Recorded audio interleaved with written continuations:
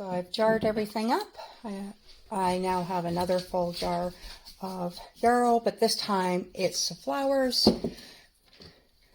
I've started a new jar of chamomile. I topped this one up with the flowers from the mullein. And this basil is the columnar basil. It's one of my favorites. This is Chris's absolute favorite. I don't know what the name of it is, so I put Chris's favorite. I just did the flower tops in with this batch, but I have to go out later once things have dried up and pick, and I'll do a full load in there. There's just so much there. And I've started a new jar of my I know, it's okay. And I started a new jar of calendula. Oh my. Every day I come out here and I have this much or more to cut. And I'm not complaining because I just love calendulas. This is just a small little patch, but it sure has been bountiful. And it's a daily task coming out and picking the chamomile. I also have to be cautious because I do have hornets living in the planter here in the ground. And I got stung. So I'm going to go find something in the yard and put it on it. Get rid of the stinging sensation. So I'm just going to grab a piece of this plantain, chew it up into a quick poultice and put it on the sting site. It doesn't look pretty, but it's highly effective. Yesterday afternoon I picked all the blossoms off, and this morning this is how much I have popping out already, and I will be picking again later this afternoon. Alrighty, where was I? On my way over here. Pick some of these. Whew. Oh, it's so nice and cool out tonight. I hear we're in for high winds tomorrow. So, what a peaceful thing to do in my garden. I am so glad that I did spread some seed in this garden, so that I have, see, look at that. I even have the little baby ones coming up for next year. And look how beautiful they are. Like, they're not in the way. They're not bothering anything at all. And, shh, cover your ears. And people have the nerve to call them weeds. But they're very beneficial. But this part is time consuming, doing the little buds. So a little bit here, a little bit there. It is amazing how it adds up. Every day I come out and I visit this beautiful plant. Get one more, because when they pop open like that, they very quickly pop off the plant later in the day. Look how beautiful that is. And it's just like this challenge. Every bit counts. Even though, you know, it's maybe 6 or 7 of these flowers, the calendulas, and then daily doing the chamomile. And sometimes you only get this much, and then a little bit more. But you keep putting it in a jar, and that jar keeps filling up.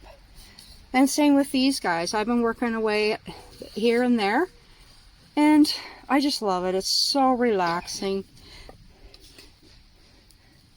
I just love it. It's so relaxing. There we go. Buttercup's a little noisy there. Hey, Buttercup, you thirsty, sweetie?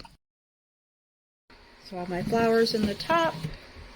And 1, 2, 3, 4 trays of basil in the dehydrator for overnight. So while the basil is in there drying, I have snipped up the stems, and I'm going to be taking this out to give to the chickens. Now, I could infuse oil or vinegar for salad dressing in this, but this particular basil, I find the stems are bitter, but my other basil, it has a softer stem, and I absolutely keep the stems and infuse. I dry the stems out too.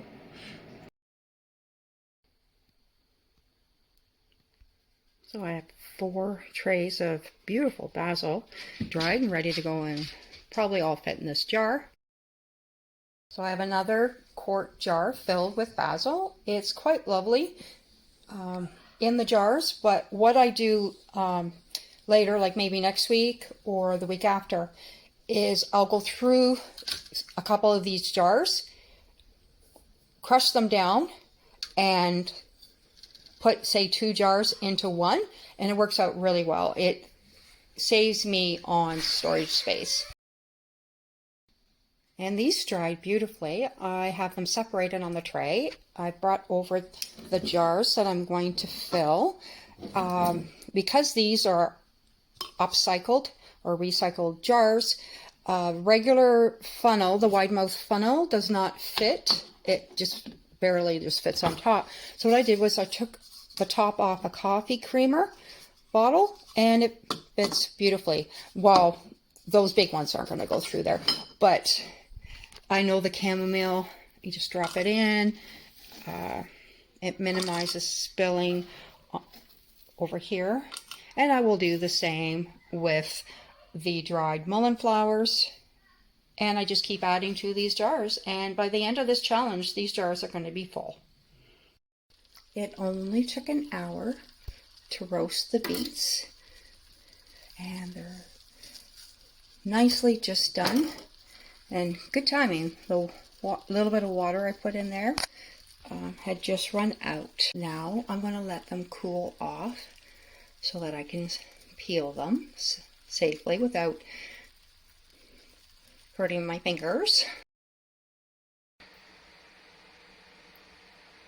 So I took the beets out of the fridge where they cooled overnight after I roasted them, and I'm on my last 2 to peel and roughly chop up. It's about 4 pounds of beets in this recipe. So there's 4 cups of beets diced up in this pot. I combined blueberries and strawberries that I needed to use up from last year, and there's 4 cups there. So in total I have 8 cups of fruit and beet in this pot. Now I'm just going to heat it up.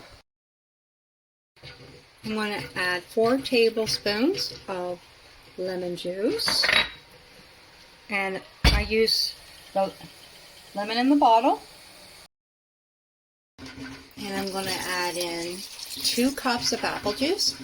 That's 1.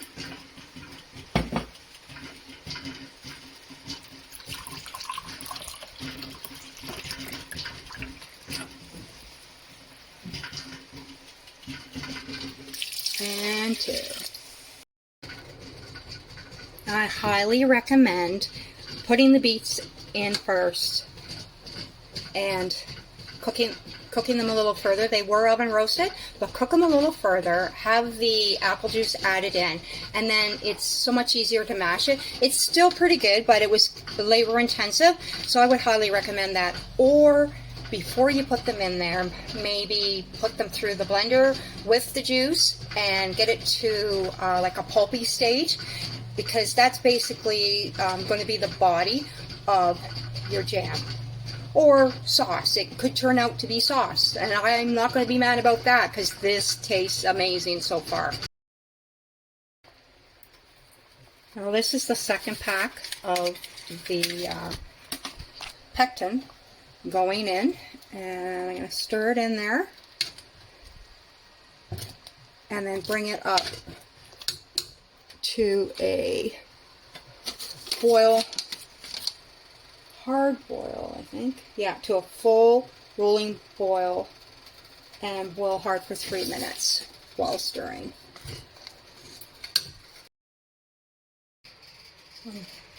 Putting them in the jars. I'm using the little 250 mils and debubbling. And of course,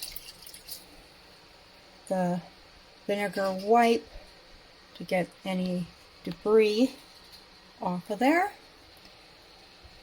And lid.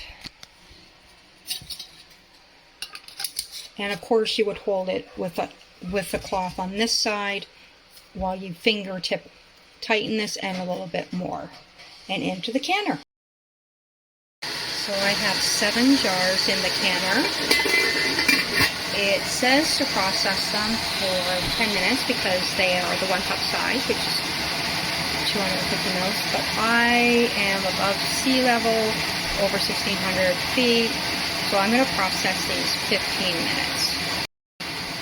And when they're done at 15 minutes, I will shut it off and let it sit for the 5 minutes before I take the lid off and remove the jars.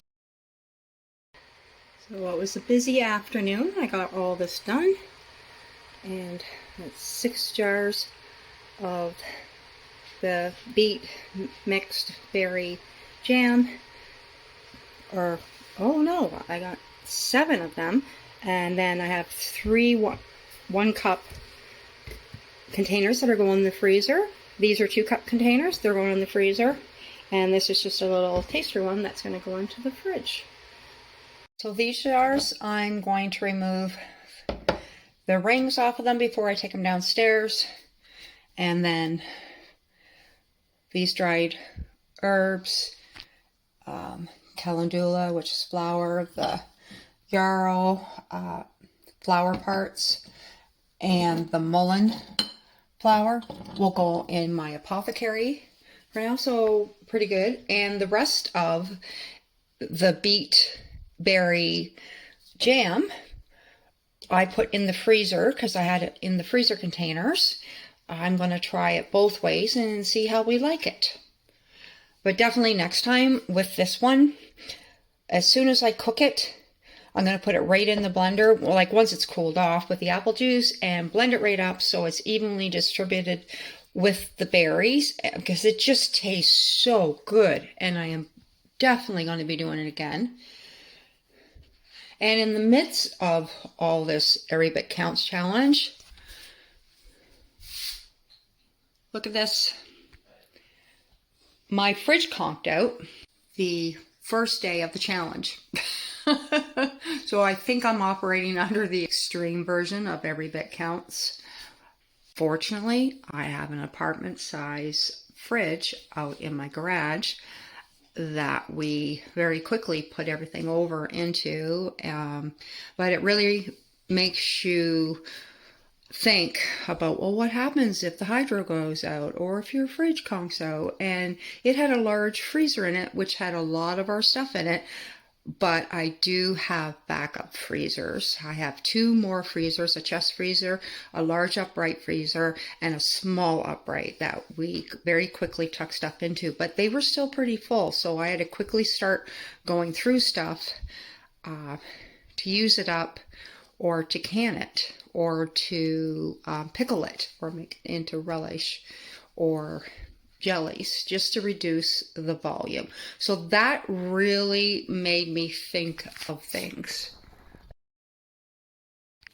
So that really made me think of, you know, the what ifs and which direction am I going to lean more on this year. And it's definitely going to be preserving only what we use on a regular basis, and gift, and a lot more dehydration, and condensing what I dehydrate. Like I've said before, these jars, I just do it like this for now until I condition them, shake them around, you know, every few days for a week or 2.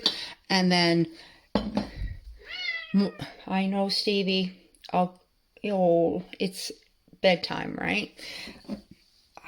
where I will be blasting that through the blender or my little Ninja Bullet just to reduce the volume. And I could get, I think it is 3 jars into a jar of this size.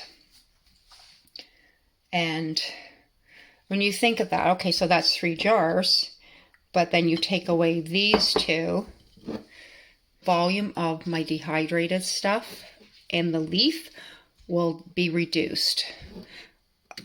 The floral parts, not so much. They'll kind of be like that.